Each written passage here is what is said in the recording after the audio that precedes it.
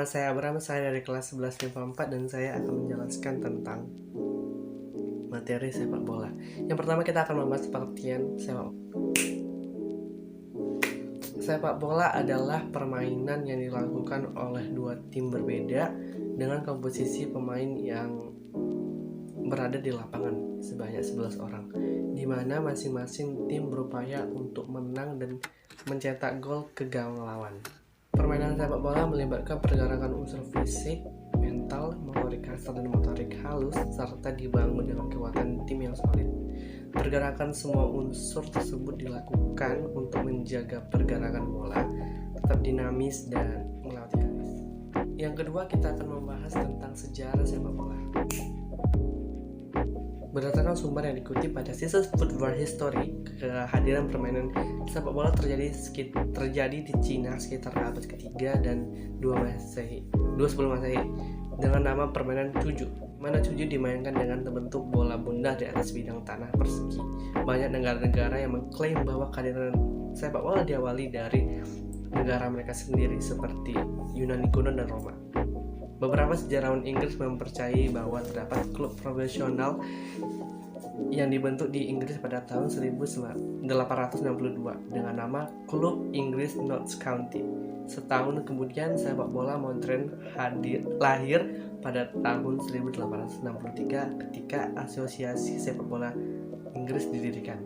Sejak setelah itu, pada tahun 1883 dilangsungkan turnamen internasional pertama melibatkan 4 negara yaitu Inggris, Irlandia, Skotlandia, dan Wales. Meskipun Inggris identik dengan sejarah perkembangan sepak bola, akan tetapi mereka tidak turut serta bergabung sejak awal. Tetap saja mereka bergabung pada tahun berikutnya. Pada akhirnya banyak orang yang mulai meminati bola, diperkuat dengan masuk bola menjadi olahraga resmi di Olimpiade pada tahun 1908. Ketiga, kita akan membahas tentang peraturan yang ada pada sepak bola. Melihat antusias penduduk dunia terhadap sepak bola harus berbarengan dengan aturan main. FIFA sebagai organisasi internasional yang menaungi olahraga ini telah mengeluarkan aturan baku, di mana aturan ini disebut sebagai Law of the Game yang menurut mereka berlaku untuk semua pertandingan baik tingkat internasional maupun pertandingan antara anak-anak kecil di desa terpencil ataupun dalam perumahan. Yang pertama ada peraturan gol yang sah. Setiap tendangan yang mengarah ke gawang lawan harus diakhiri dengan melewati garis agar bisa menjadi gol yang sah. Gol dapat dicetak dengan bagian tubuh mana kecuali dari tangan atau lengan hingga ke bahu. Kedua adalah peraturan tentang waktu permainan. Selama pertandingan akan dibagi menjadi 2 bagian, 45 menit pertama kemudian akan mengambil waktu selama 15 menit untuk melanjutkan permainan kedua selama 45 menit. Ketika permainan berakhir imbang selama 90 menit, berikut akan tambahannya akan dilanjutkan adu penalti untuk menentukan pemenangnya. Peraturan yang ketiga, peraturan tentang jumlah pemain. Jumlah pemain dalam setiap tim sebanyak 11 pemain, terdiri 10 pemain lapangan dan 1 penjaga gawang. Setiap tim dapat menyediakan hingga 7 pemain pengganti. Pergantian pemain dapat dilakukan kapan saja dalam pertandingan dengan masing-masing tim dapat melakukan maksimal 3 pergantian pemain per sisi.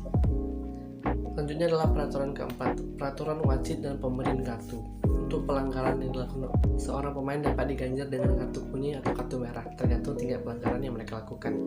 Keputusan ini biasanya dilakukan atas dasar kebijakan wasit. Kedua kartu tersebut memiliki arti yang berbeda, di mana kuning hanya sebagai tanda peringatan, sedangkan kartu merah adalah hukuman untuk pemain yang melakukan pelanggaran berat. Biasanya ditandai dengan pemain yang keluar dari lapangan hijau. Selain itu, 2 kartu kuning sama artinya dengan 1 kartu merah. Yang keempat, kita akan membahas manfaat yang ada pada sepak bola. Meskipun alasannya hanya untuk kesenangan, ternyata kehadiran sepak bola memberikan manfaat positif bagi kesehatan. Yang pertama ada menambah kebugaran dan stamina. Menambah stamina di mana kombinasi lari, jalan kaki, dan lari cepat dan menenang dapat memberikan peningkatan stamina, peningkatan jantung, penurunan lemak tubuh, peningkatan kekuatan dan tonus otot. peningkatan kepada kekuatan tulang dan peningkatan koordinasi. Yang kedua meningkatkan kerja tim dan sosial. Manfaat sosial sepak bola adalah meningkatkan kerja tim. Bermain sepak bola juga akan dikaitkan dengan sifat kepemimpinan dan berteman baik dengan bermain sepak bola. Meningkatkan aktivitas kerja tim adalah keterampilan yang penting. Yang ketiga, manfaat bermain bola adalah baik untuk kesehatan mental. Di mana olahraga teratur juga dianggap dapat membantu memperbaiki masalah-masalah kesehatan mental seperti depresi, stres, dapat juga meningkatkan kepercayaan diri kita, harga diri serta dapat membantu mengurangi kecemasan. Sudah lama terbukti bahwa para atlet memiliki harga diri dan kepercayaan diri yang lebih tinggi dibandingkan dengan rekan-rekannya. Yang keempat, manfaat sepak bola adalah baik untuk kognisi kita, karena ini adalah permainan strategis yang membutuhkan pengambilan keputusan cepat. Sepak bola meningkatkan ketekunan disiplin diri dan konsentrasi. Sesuai yang mengikuti olahraga umumnya menunjukkan prestasi yang lebih baik di sekolah. Manfaat yang kelima adalah membantu problem solving anak.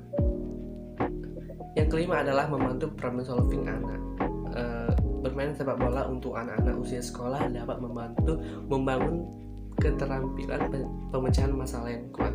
Pemain harus bisa menyelesaikan masalah dengan rekan satu tim dan lawan mereka untuk menjadi yang teratas. Sementara Anda menguji keterampilan pemecahan masalah Anda yang sedikit.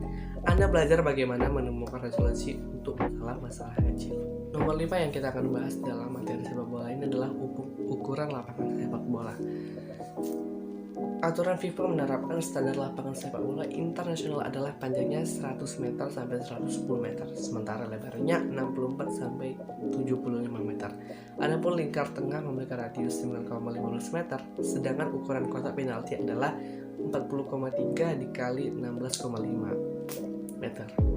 Di dalam lapangan terdapat 2 gawang yang dijaga oleh masing-masing kiper, di mana gawang itu sendiri terdiri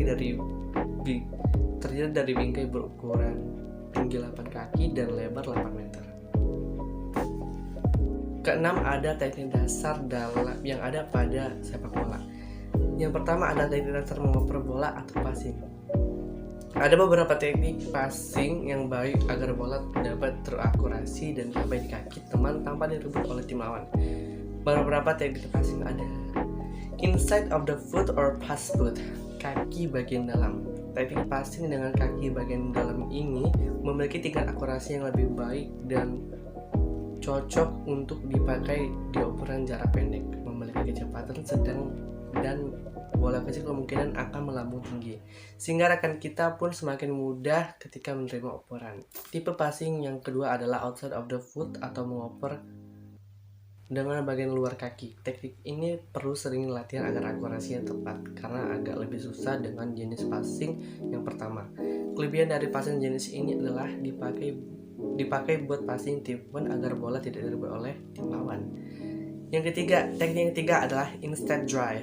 Teknik passing inside drive dipakai untuk passing jarak jauh. Posisi tendangan berada di bagian tengah agak ke bawah, sehingga bola bisa mencapai target yang jauh. Pemain harus memperhatikan titik ini dan harus menggunakan feeling agar bola sampai ke rekan kita, agar dapat mengayunkan tangan untuk menjaga keseimbangan.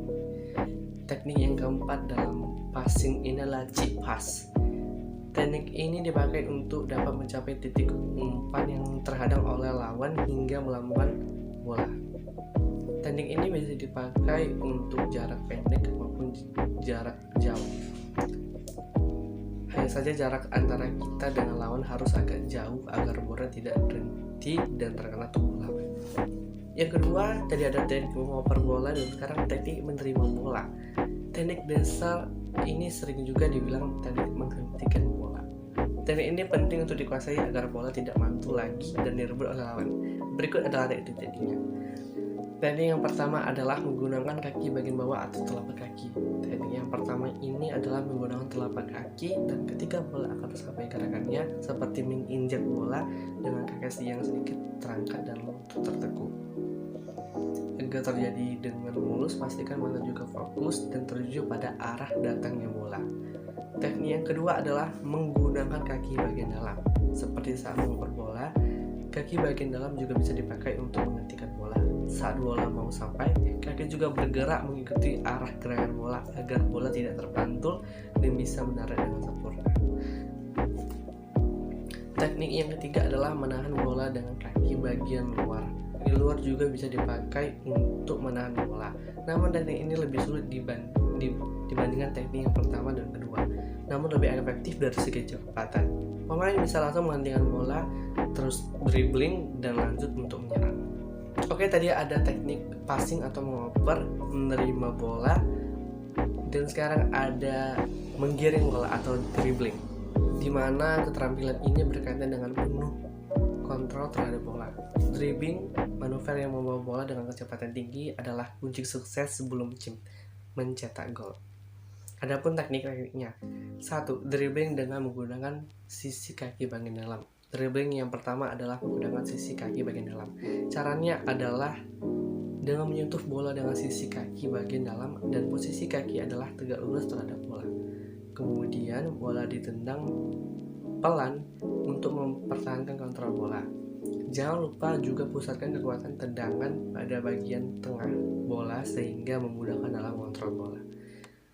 2. Menggiring bola dengan sisi kaki bagian luar. Keterampilan mengontrol bola ini digunakan ketika pemain yang menguasai bola sedang berlari dan mendorong bola sehingga bisa mempertahankan bola tersebut tetap berada di sisi luar kaki. Yang ketiga, dribbling bola menggunakan kura-kura kaki. Teknik dribbling selanjutnya ini menggunakan kura-kura kaki. Teknik ini bisa dibilang lebih enak dan bisa dipakai untuk dribbling dengan kecepatan tinggi, lari. Nomor ketiga dalam teknik dasar yang ada pada sepak bola adalah mengontrol bola. Dengan kontrol bola yang baik, seseorang dapat menerima operan dan melakukan operan baik lambung maupun datar. Selain itu, kontrol bola adalah kemampuan mempertahankan penguasaan bola dan melindungi diri dari lawan. Teknik selanjutnya adalah mengontrol tubuh.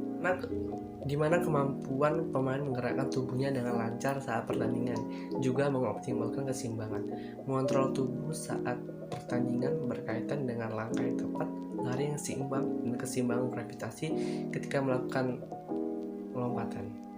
Yang terakhir yang ada pada materi sepak bola ini adalah tokoh terkenal yang ada pada sepak bola. Pada Maret 2020, majalah French Football merilis sebanyak 50 nama tokoh berpengaruh dalam sepak bola.